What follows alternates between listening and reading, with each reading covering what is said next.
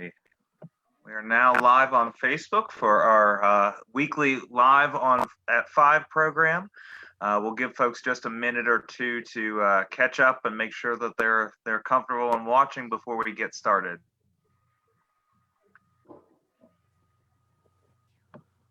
And while we're doing that, I'm going to double check to make sure it's working. After last night's difficulties, it's always good to check.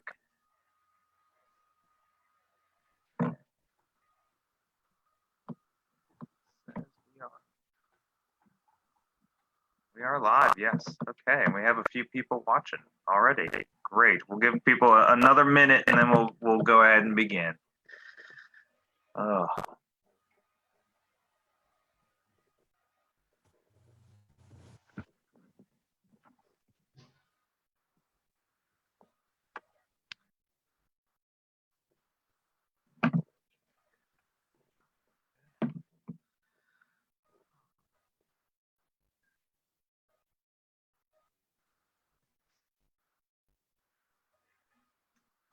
All right, we'll go ahead and get started.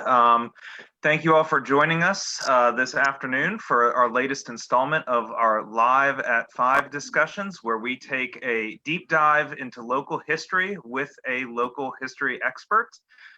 Today, we're going to have a really fascinating, fun topic, very interesting topic to explore, and that is going to be the African-American communities of Fauquier County. African Americans, both free and enslaved, have been living in Fauquier County since the earliest days of colonial settlement. And over the past several centuries, they've been able to create communities, vibrant communities, in the harshest of circumstances. And, you know, by the time of the Civil War, nearly half of the population of Fauquier County was African American. So a huge contribution to the culture, to the landscape there. And certainly after the Civil War and the days of Reconstruction and Jim Crow, these communities continued to grow, continued to thrive, again, despite the difficult circumstances. Many of them kind of centered around local churches, local schools, very important institutions within these communities. And so to be our guide through some of the African-American communities of Fauquier County, I'm very happy to have Karen Hughes White with me today. Karen is a historian, an archivist, a researcher, and one of the founders of the Afro-American Historical Association of Fauquier County, located in the Plains. So thank you so much, Karen. So happy you're here. You're welcome. Thank you for the invitation. Well, before we really take a deep dive into these communities, I did want to ask very quickly a little bit about the history of the African-American Historical Association. You know, I know you're one of the founding members, so could you kind of walk us through the beginnings of that group? It basically started with the co-founder and myself and older members of the community, 80-plus-year-olders. A few under 80, but the bulk of them were over 80 that had stories that they were willing to share with us. And at the time, I was doing my own genealogy and really didn't know how to research or anything, or what types of records were available to me, or what I was actually reading when I would uncover something. So quickly, I started networking with other people that were researching, and read everything I could put my hands on regarding the African-American experience, and trying to understand the court process. So when I would pick up a record, I would know what it was actually telling me. And the Black Laws of Virginia became my genealogical Bible. So we copied that. And from that point on, we formed in 1992. We opened our doors in the Plains in 1997, and we started a couple of, on Saturdays, and then a day a week, 2 days a week, and then we quickly grew to 6 days a week. But only one person was covering each day. The demand became too much for one person to handle. So we downsized, and 2 or 3 of us worked 2 days a week in-house, and another day outside doing research.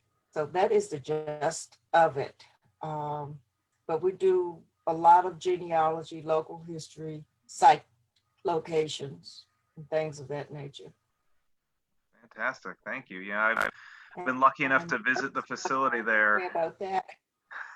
No, that's yeah, it's a really wonderful facility. You've got the museum, you've got some research space there, you've got kind of a community you know, auditorium. That's the word I'm thinking of. So really is a very nice space that you have there.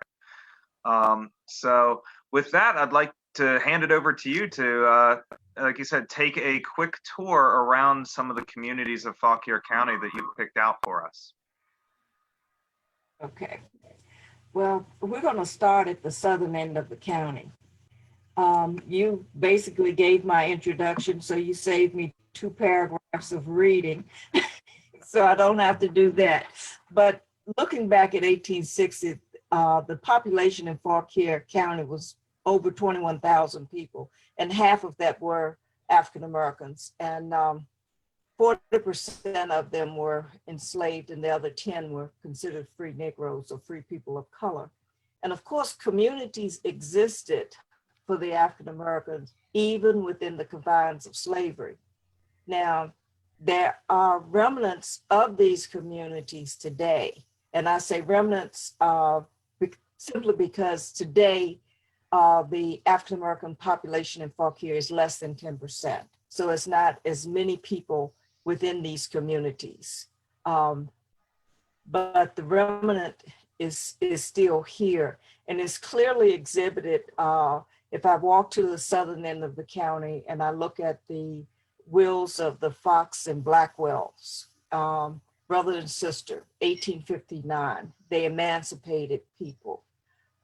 If I go to the northern section, I'm looking at the Marshalls, the Striplings, and other large estate holders. Now, my focus today is not going to be on slave era, but it's going to be Reconstruction. And we're going to look at the free communities during Reconstruction. And the Fox and the Blackwell estates are particularly interesting, but they're not unique in the sense that it only happened to them. This was a common story within Fauquier or within America, within the southern states. Elizabeth Blackwell's will of 1859 emancipated 87 people, and her brother also emancipated the same year nearly 300 people. Their properties were supposed to be sold so that the newly emancipated people would be able to buy land in a free state such as Ohio. To make a long story short, they never left Fauquier. The wills were contested, and they stayed here through lengthy court process, through the Civil War, and through Southern Claims and the Freedmen's Bureau. You can learn more about these people and what they were doing here during that time frame.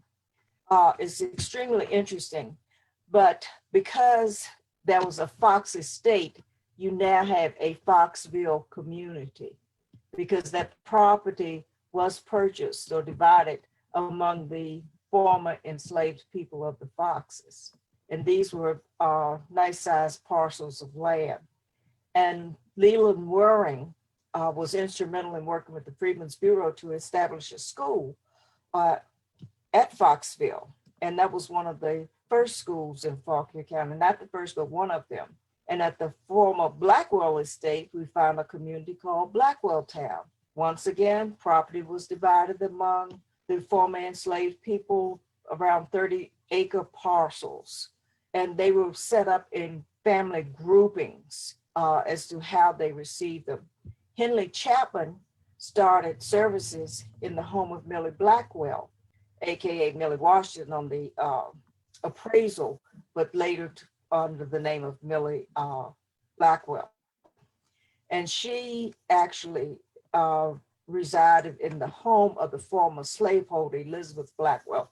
That home was on the site within her 30 acres that she received. And she had, I believe, 3 children at that time. But again, it was 87 people, and they were listed in family groupings with their age and their color.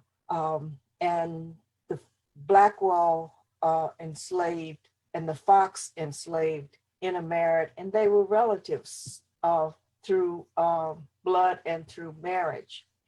Now, these stories, as I said, are not unique within Fauquier County because many former enslaved people continued to live in and around areas where they were once enslaved, bringing with them their trades, their crafts, their family members, as well as their business minds with them. There were at least 30 schools, over 30 schools, and at least 30 churches within Fauquier that supported the newly established communities. At Foxville, the church was called St. James, and the school was known as Rouse Hill. So you have that community going on. Blackwell Town, you had a Blackwell Town school. Rouse Hill and Blackwell Town were early schools during Reconstruction. They were in disrepair in the 20s, and they received funds through the county and the Rosenwald Project. So those were two of the Rosenwald schools of Fauquier County. Fauquier County had 8 Rosenwald schools. Many of these communities included people that had trades as midwives, blacksmiths, storekeepers, farmers, plasterers, teachers, preachers. Now, this time during Reconstruction was not an easy time for African Americans trying to maintain their families, trying to get an education, or trying to start a church. There's letters, correspondence regarding the start and the raiding or the rioting and the burning of the Ku Klux Klan at midnight in different plantations. They were at Smith's over at Pig Nut Mountain one night. And so it's correspondence going on down in the southern end of the county again at Heart's Delight. So Wego, when they were trying to start a church, they were at Zoar Baptist Church. They have membership at Zoar. They were going to start a church and they wanted to find land. It took them 2 years before they could get land to start a church of their own where they would not be harassed. And you have to look at what was going on in the community to understand what they were talking about, the harassment. And it was that feel within the community that African Americans were supposed to always be enslaved and not free. Not always honoring labor contracts when they were set up with the Freedmen's Bureau, pulling contracts when people exercised their right to vote. So these were some of the things that people were dealing with at the time. Over in Remington, over in that area, there was a community called White Town, and the Whites, the West, and the Bundys lived there. Now, the Whites in the West were enslaved last by the Kelly family, and some of the Bundys were considered free people of color, and they had purchased land from A.D. and Lizzie Kelly. Now, Whitetown is on the Rappahannock River. So you have that over in the Remington area. You have the area called the Ridge. Now, Remington had a Piney Ridge School, which was the number 15, also a Rosenwald school, but the first school predated Rosenwald. Rosenwald, in many senses, was a new school building for the same community that already had a school. The schools were in disrepair at that time. This community were Browns, Davis, Masons, Penns, and they worshiped at the Providence Baptist Church. And I think that was founded around 1908. Down in southern end again, Morrisville. So you had the Silver Hill Church and School, and Silas Donnell and Richard Raymond deeded property to the school board for that school. And the school and the church are within throwing distance. I could throw a rock from one to the other, and I'm not in good shape anymore. But it's extremely interesting. Goldvein, you had Clovers Oak Church and the school in Goldvein. Not a Rosemont school that we know of, but it looks similar when you look at the layout of it. Over in Opal and Bealton, again, that would be Foxville, but you also had a school by the name of Oak Shade, and Madison Pannell deeded property for that. You had Weaverville, which consisted of the Weavers, the Alexanders, the Holmes, and of course, St. James Church. And St. James feels that it's one of the oldest, if not the oldest church in Fauquier County. And I think Mount Olive up in Rectortown, they debate that sometimes, or used to. I don't know about all that now. And don't quote me, anybody. Okay, down in Midland, we mentioned Blackwell Town, but Welford Butler deeded the property in 1893 for the Blackwell Town School. And over in Hurleytown, which is still mailing address today of Midland, there was a woman by the name of Susan James, who in 1889 deeded property for that school. And some of the families are rectors, Lomax Smiths, and they worship at the St. John Baptist Church. Now, many of these communities, they had stores, as I said, but there were also lodges, Masonic lodges and things within the area. And they had their burial grounds. Many of them were connected to the church or within the community itself. And they had baptism sites, ice houses. They had the basic run of whatever anyone needed within the community. Somebody there was able to provide it. Most of the time they would go out of the community for sugar and some of the other things that they were not able to do themselves. Another area in southern Fauquier is Inzer Shop, where Joseph Hackley in 1894 deeded property for the school board. And the church that started there was Oak Grove, but that was a little bit later than some of the other churches. Now, Hackley was interesting because if I'm correct, this is the Joseph Hackley that was put into the Confederacy as a body servant. And I don't have my paperwork with me to tell you exactly which one or anything. But if you come to AH after we open, I can provide that to you. Murray's Crossroads, the Tylers were there. And they had a Crossroads Baptist Church, and there was a lodge there too. And Murray's Crossroads, they worked with the American Red Cross. They had held classes there on healthcare and nursing with the Red Cross. So we have a few pictures of that. So that was interesting. All of these churches basically met once a month up until most recent years. And you had a minister that often was the pastor of 2 to 3 to 4 churches. So he would go around different churches, different times. So I may have belonged to one church, but I may have attended 3 or 4 churches. If my parents went to a different church, then I would go one Sunday with one parent and the next Sunday with another parent, but we all went as a family. And then if our grandparents belonged somewhere else, we would over there or with another relative. So this is how the community kind of worked. And there were associations where people could come together, you had associations like the Eastern Fauquier Sunday School Union. They were instrumental in having a bus from the southern end of the county to Manassas Industrial School. When you read through the school board minutes, we were segregated, we were separated, but we were definitely not equal in the sense of availability of transportation, books, of school furnishings. Many of the things that were needed fell onto the community members to take care of.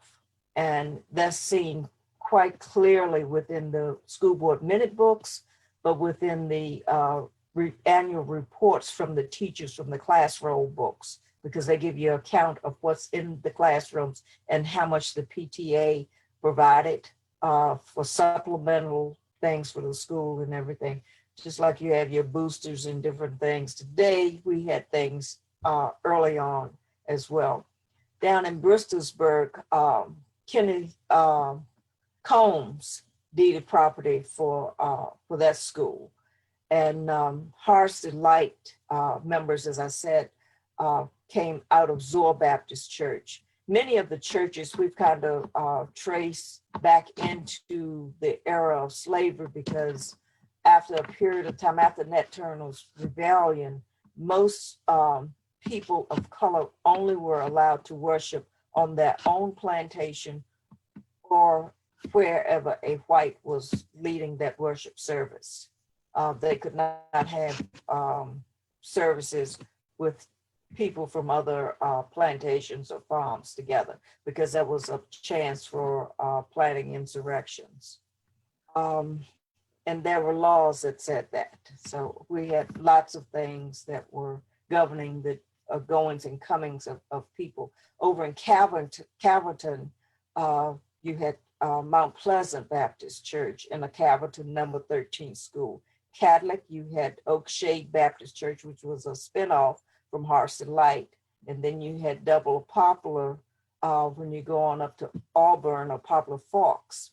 And that school was deeded in 1893 by James Walker.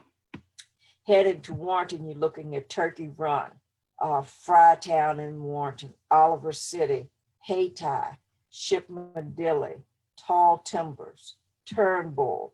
So these are all communities that students would eventually attend the county training school, which after 1930, when they graduated students from the 11th grade, they named the school Rosenwald, because that was the only school in Fauquier that would go from grades 1 through 11.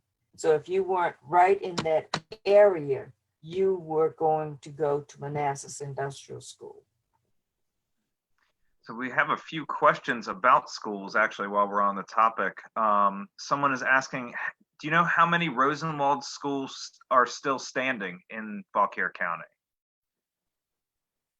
If I go down a list, I'll probably give them to you. Let's say Rouse Hill is no longer standing. Remington is standing.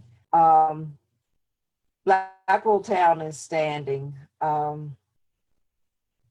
Let's see what else. What other schools did I name off? I should have wrote those down real quick.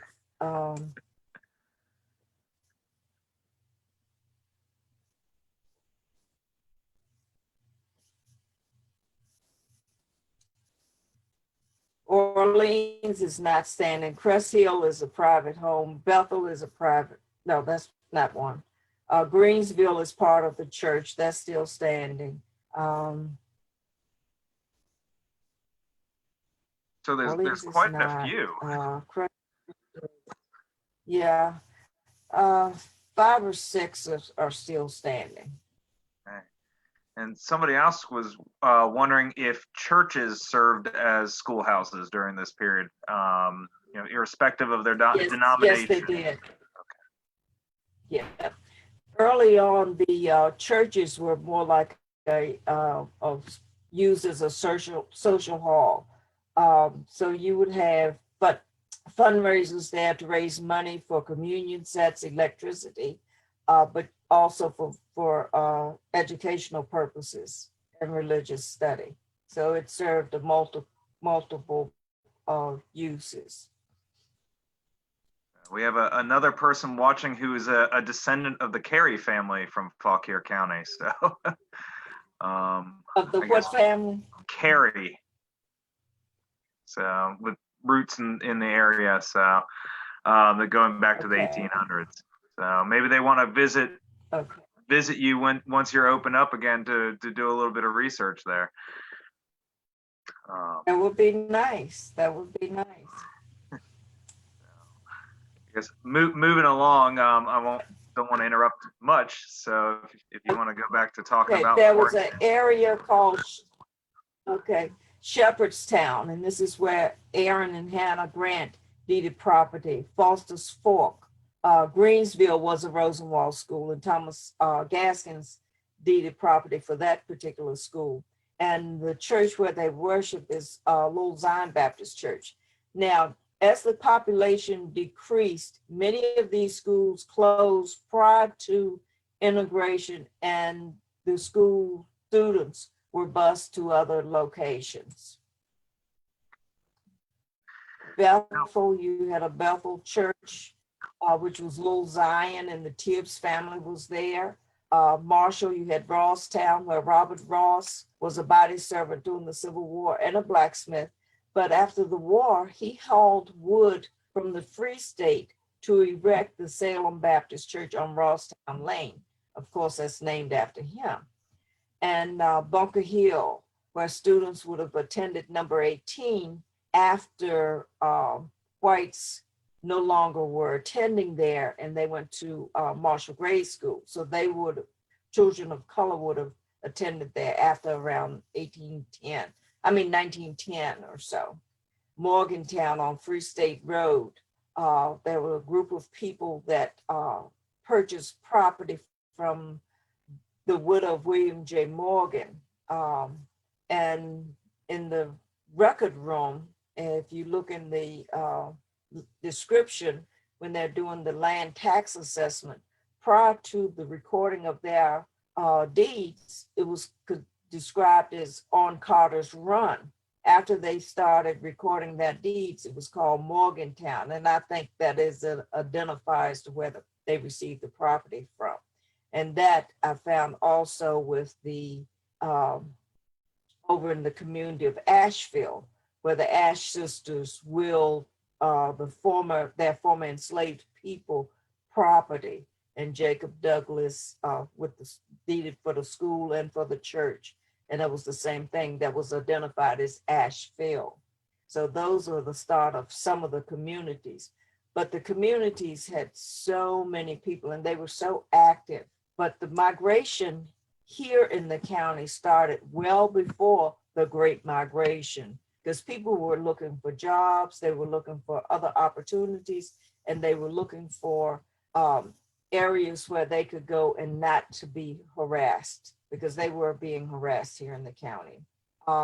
In Morgantown, as I said, it's on 721, and it leads down to what's called the Free State. And some people call it Free State because it was leased property from the marshals, and it was a question as to who was going to pick up the tax liability. And others talk about the bootleggers and free open cohabitation between the races contrary to law. And of course, it was home of the poorhouse, and it was the home of people who loved music. So you have a lot of things going on down in the Free State. But one of the things that we have come to know a little bit more about the poorhouse and some of the people that lived and worked there, because it was an actual farm that supported the poorhouse. So you found people that oftentimes on the census would say poorhouse or near poorhouse. They were given a location versus in the poorhouse, where others were indeed in the poorhouse. But the poorhouse, the overseer of the poor records, are an interesting find to learn more about the people and how they survived. There's a large cemetery there, and we've been working with a local church group that's interested in documenting that, and they're on working on that now, and that's LDS. Now, I mentioned Asheville already. Foster's Hill down at the Plains, and that was the First Baptist Church. Now, the Plains in Asheville came out of Long Branch Baptist Church. And then there, down on 600, you had an area called Pilgrim's Rest, and that was a church then called Beulah Baptist. And the families were included the Mercer family.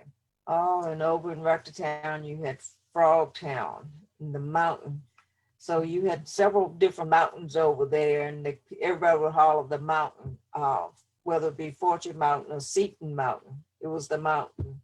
And the school there, which was also a Rosenwald school, was the number 12 school, which Luke Woodward deeded property for. Now, just before integration, trying to increase separate but equal, several schools were built with running water and a cafeteria, somewhat cafeteria, and heat to replace 1 and 2 room schools. Northwestern was one of those schools, and that was in Rectortown. You had Central, Southeastern, Northwestern. Then over in Delaplane, you had an area that the Adams and Morrises lived, which was called Scufflesburg. And of course, Delaplane had a little school there. And Delaplane actually was considered, had one of the first schools, and it was considered Piedmont at the time. And the first school was called the Howard School, and that was on Cook Shacklett's property. Now in 1886, Sarah and R.C. Shackett deeded property to the school board for a school there. And then of course, in the Delaplane area, you have a little community called Sage. And that school was named Phineas Hill, and Gillis and Wanzer deeded property to the school board for that. Now in that community, you had Wanzers and Gaskins and Greens, and most of those people ended up over at Markham at Beulah Baptist Church. And there was an area in Markham called Petersburg, and I found reference to some of the Gaineses over there. And then a little bit further, you have Hume, number 3 school, and Anthony Dangerfield, another body servant to the Confederacy, who was also a blacksmith. He deeded property to the school board for a school. Now, the church was Mount Morris, and I think Cornelius Gaddis was the minister at that time at the founding of that. And you had the Greens and the Dangerfields in that area. Now, Anthony Dangerfield, with that school property, it was, the school property was right next to his, where he lived, and he had a blacksmith shop there. And the oral history from his granddaughter, who used to work with us and do extensive genealogy, was that he was burned out 3 times, that local whites refused often to pay him what he had, whatever his bill was. They paid him what they felt he would deserve it of. But on 3 different occasions, he was burned out. And he was a little distressed with the automobile and all of that, because that was taking away from his livelihood. Over in Orleans, you had Providence Church and another Rosenwald school. Then you had Crest Hill, and you had the Trough Hills Church, and you had Brooks, Anderson's, so whole bunch of them. In Linden, you had Africa Mountain, also called Cherry Hill School, and Peter King and his wife deeded property for that. So you had closed Baltimore's Gaskins there, and the church was Mount Perrin. You had Waterloo, which I think was late 1800s, early 1900s. Anyway, Waterloo was the only school in only church in Fauquier County that the school board that I know of rented for the school, use of the school, church as the school. And they included families of the Smoots and Champs. And over in Upperville, you had the Caverts that deeded property for that. So you had the Foxes, the Champs, the Dates, the Charities, and they worshiped at the Mount Pisgah Baptist Church. And again, cemeteries right there. Interesting, and all the way up to Paris, where the Pennock Smiths and Marshalls worship. Now, I've taken you from the southern end of the county to the northern end of the county. And what I did, instead of trying to list out each small community and tell you more about those communities, I thought each one was equally as important where the churches and schools were. So I tried to highlight those areas so that it may bring memory to someone that's listening in. And I can certainly take questions if there are any. Well, I'm just amazed by the number of communities that you mentioned. It's, I think, easy to forget that, like we were both saying, in 1860, half the population is African American, and yet the number is just a fraction of that today. That these communities were so widespread, there were so many of them, really left a mark on the landscape. Actually, I was happy to hear Public School 18 mentioned, because I went and visited that the other day, like 2 days ago was there. So some of these places a lot of these places you're mentioning are still there, reminders on the landscape, and that's fantastic. We do have a few questions. A few folks were asking about Oakley, just outside of Upperville there, if you know anything about the enslaved families that were there at Oakley. I can't say off the top of my head that I know that answer, but we have been inundated with people that are interested in the enslaved population regarding specific properties. And we are currently undertaking that project of documenting so that we will know their names. So that's forthcoming. Okay, great. We also had another question about, someone is asking, was there a material benefit to the people who deeded their land for schools? What did they get out of deeding land for these schools? There was probably a moderate amount of pay, but the benefit was being able to educate your children and the community children.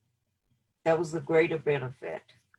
So most of these deeds are coming from within the community, that are setting aside land for the good of the whole community. Fantastic. Exactly. So Allison Herring, who is a researcher I know you've worked with in the past, she's asking, how much were you able to learn about your family history in Fauquier County, and if there are any stories from your own family history that you'd like to share? I grew up in the community of Morgantown. I went to the one-room school. Well, actually, when I went, it was a two-room school, but only one of the rooms was used as a classroom. So it was grades 1 through 5 when I attended. My family dates back into Fauquier County many generations. I am a descendant of enslaved people, free people of color, and white slaveholders.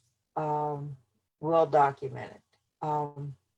Through Virginia, I can go back to 1735. In Fauquier County, I can go back late 1700s,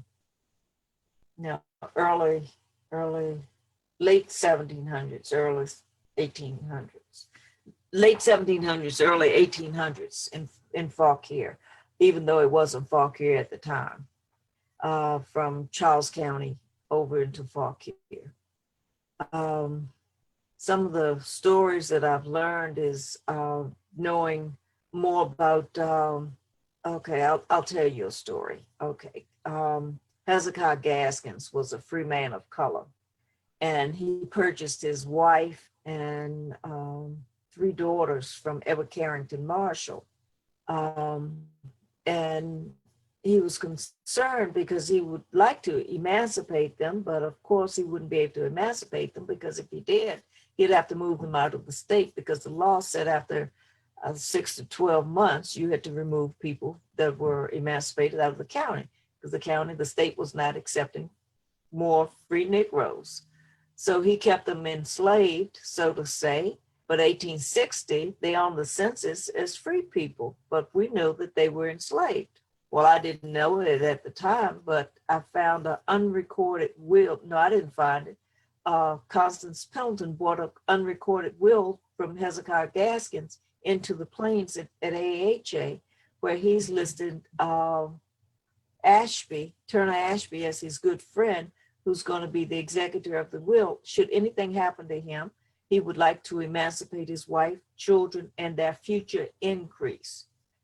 Very important parts of this, but of course, Hezekiah didn't die until 1870. 1870, Edward Carrington Marshall deeded 25 acres of land to Hezekiah's wife, Fanny, on Naked Mountain, because he said that he owed Hezekiah some property.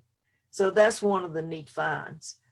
Daddy's first cousin, my second cousin, had a picture of Hezekiah's son, Robert Gaskins, who would be my great-great-grandfather, which I'd never seen before.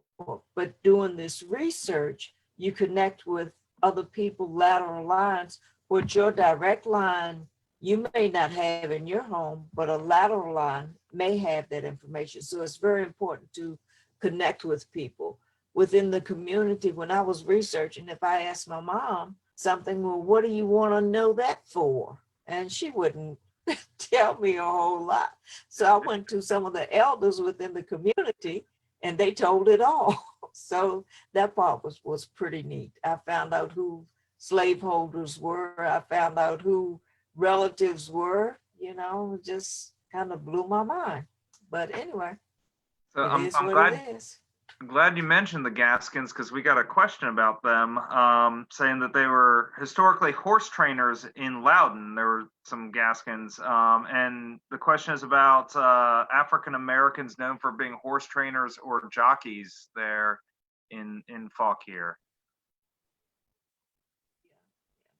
There were several horse trainers in Fauquier and jockeys, the ones that the master of the hunt, I think they call them. I'm not versed in all of that a lot, but there were many people that worked with horses. Most families had someone that worked with the horses. I know my husband's father did, grandfather. So that's just a common thing. The Halls, Cash Blue, and others. I think Smoot, I think, was one of them.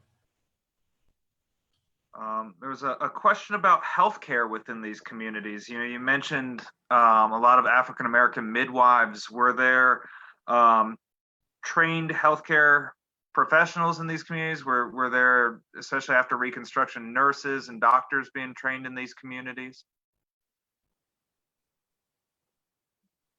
There were some doctors. Many people left the county. I know in Loudoun County there was an African-American doctor that was dentist locally, but many people left and went into the other areas. Now, during my rearing, there were many people that were in healthcare as nurses, as LPNs, RNs, techs, and different things of that nature. See, we got a lot of questions. Someone was asking, what's your connection to Monticello? Okay, I'm descendant from Wormley Hughes, the gardener, who is the grandson of Elizabeth Hemings. And Wormley Hughes' son, Robert, pastored the church, and he was down at Edge Hill, and his son, Wormley, left Edge Hill with the Union Army and ended up in Loudoun County. In 1870, I find him in Loudoun County. I think he was over at the Pot House, Benton's property, and he married a woman by the name of, I think her last name was Shorts, Betsy Shorts. And I found that a long time ago, but I didn't accept that because my great-grandmother's name was Georgetta Burbage from Pittsburgh. So I just threw it off on the back burner. And one day, my aunt and I decided to go explore. So we found that Betsy died. Phew. Okay, so we were cool with that. Then we found through family search, Wormley and Georgetta married in DC. And his first daughter, Selena, was born, I think, in 86 or 87. And then the twins, Ethel and Robert, were born in 88 in Loudoun County. And then he ended up over in Fauquier, where he started, Providence, Orleans, Morgantown. He was instrumental in that. And then he died in 1901 in Petersburg at the State Hospital. So that's my connection, as far as I know. So someone was asking, they're a Free State native, and we're asking if you would talk maybe a little bit more about the area that's the Free State and about the poorhouse there. Now, we went and visited the poorhouse not too long ago, and saw the cemetery and everything, but if you could talk a little bit about that, that would be fantastic. Okay, let's see what I can tell you about the poorhouse. When I was researching the poorhouse, there were county claims for burials at the poorhouse, for digging the graves, for delivering babies, all of those types of records. Prior to that, when it was with the church wardens would be at that poorhouse, excuse me, that would be the other poorhouse. The poorhouse came into existence after the American Revolution, after we were away from the Church of England, because we were under the church wardens at that point. So then the poorhouse took over. And within the farms itself, people were spinning, weaving, raising crops, blacksmithing, anything you needed to support a house or a home, that was happening there. But people also were charging for bringing people to and from the poorhouse. There were free people of color there, as well as whites there. They could be indentured to learn trades for a period of time.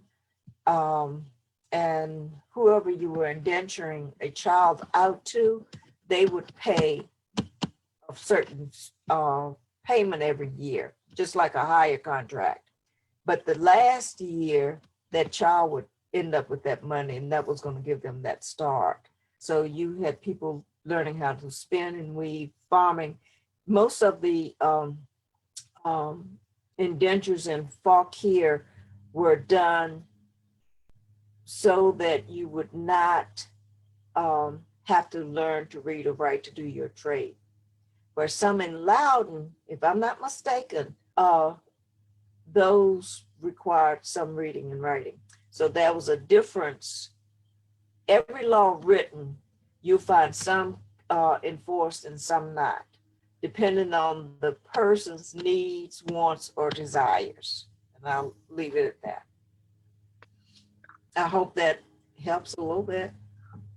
And doing the death and birth abstracts from those, you're finding records of the people that died or were buried at the poorhouse. And so that's another great resource. Yeah, and I should just add, the county poorhouse was still in operation up until the end of the 19th century, early 20th century, I think, right around 1900 or so. I think so. And one of the dormitory buildings is still there, that was built for some of the people who live there. Private home now, but very interesting history. You mentioned the Wanzer family earlier, and there's a well-known slave escape attempt that happens right before the Civil War. I think it's the Wanzer Grigsby escape. Grigsby's and Wanzers, yeah. Yes. And then the person asking about this says that there was a Wanzer who owned a blacksmith shop in Middleburg later on. Was there any connection between these families that you know of? I don't know among the Wanzers and Wanzers and Gaskins. I mean, Grigsby's. I don't know. I really don't. But I know the Wanzer that that owned the blacksmith shop. My aunt married into that family. I have connections there. And I'm also a Grigsby descendant, but I have not connected my Grigsby's to that Grigsby. But who knows? Because I don't have all the lineage of some of them. We had another question about sorry, didn't mean to interrupt. Go ahead. I was just going to say we have a question about the history of farming and farm ownership in Fauquier County among the African-American community.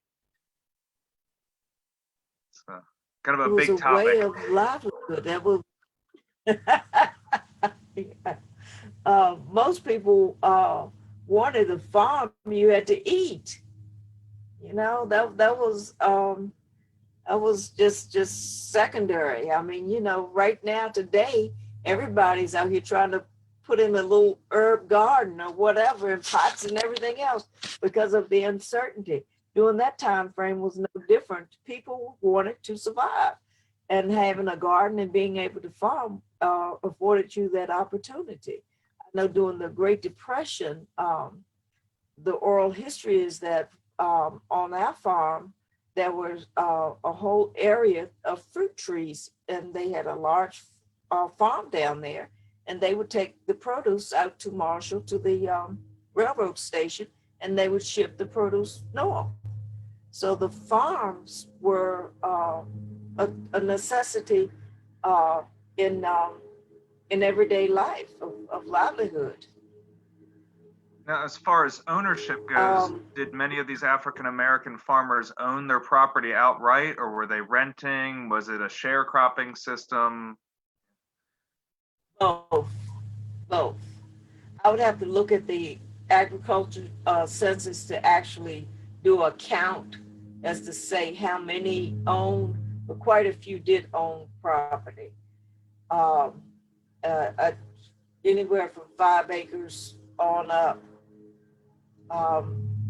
Usually in the more rural areas, you had people with larger parcels of land. All right. Because well, I'm doing the oral couple of days, I guess it was last year, we found that there were families within communities that would have a farm or garden that supported other people within the communities. So many times it's a community thing. What one has, you share with the others. Where I may not have a parcel of land that will afford me a garden, but my grandfather or my aunt or my uncle may.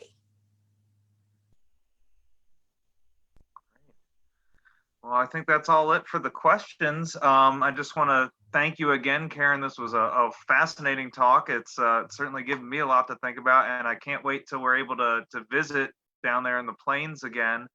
Again, if you're interested, I know some of your resources are online right now, thanks to the pandemic. Is that correct? Well, we've always had a website, but if you go to the website and look at the online archives, you can pretty much do a pretty good job of finding what we have there. Not everything is up and not everything is scanned, but you can always email us from that link, any thing that you're interested in, and we try to send that back out to you, whether it's a photograph or document or something.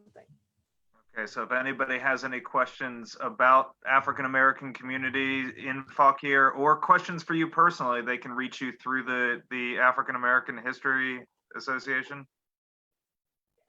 Was it? Yes. Great. Routinely, we will be there on Tuesdays and Wednesdays, but we're proposing that once we open, it will be by appointment so that we can adequately do social distancing, but that's yet to come. We're still closed. Right. Well, thank you again so much, and thanks to everybody who joined us today. Really was a great conversation, and we look forward to talking with you guys again. Again, every Friday at 5 o'clock, we will be doing live at 5 until we no longer have to social distance. So please stay tuned, and we'll see you soon. Thank you. All right. Bye-bye.